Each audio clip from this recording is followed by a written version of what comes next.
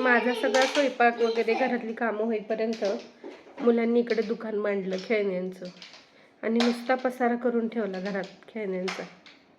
आता मला त्यांना रागवताही आलं असतं, ओरडताही आलं असतं, पसारा आवरा म्हणूनही सांगता आलं असतं, पण किती दिवस असणार आहे ना हा पसारा? अजून एक 2-4 वर्ष. 2-4 वर्षांनी ही पिल्लं मोठी झाली, पाखरं उडून जायला शिकली की कोण घालणार आहे घरात पसारा? मग ते एकदम छान आवरलेलं स्वच्छ घर, शांतता खायला उठेल. त्यामुळे आत्ता आहे तो वेळ एन्जॉय करायला पाहिजे. मुलांबरोबरचा प्रत्येक क्षण एन्जॉय करायला पाहिजे.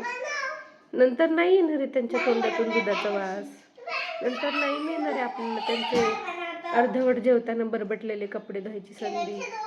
नंतर ते स्वतःच म्हणणार आहेत, आई माझी आंघोळ मी करतो, तू नको घालू मला आंघोळ. जेव्हा आपलं बाळ आपल्यावर विसंबून असतं, त्याला आपली प्रत्येक गोष्ट त्याची आपण करावं असं वाटत असतं, त्यावेळेला आपण स्वतःला खूप भाग्यवान समजलं पाहिजे. कारण थोडेच दिवस असतं ना, अगदी 4-5 वर्षानंतर ते स्वतः गोष्टी करायला शिकल्या की मग त्यांना आपली गरज भासत नाही. पण जेव्हा ते बाळ मोठं होईल, त्याच्या विश्वात रमायला शिकेल, पंख पसरून उडायला शिकेल, त्यावेळेला आत्ता त्याच्याबरोबर स्पेंड केलेल्या छोट्या छोट्या गोड आठवणीच त्याला आठवणार आहे. त्यामुळे हे क्षण खरंच खूप महत्त्वाचे आहेत. ही एक छोटीसं उदाहरण दिलं मी तुम्हाला. मुलांनी घरभर घातलेला पसारा, घरभर असलेली त्यांची खेळणी.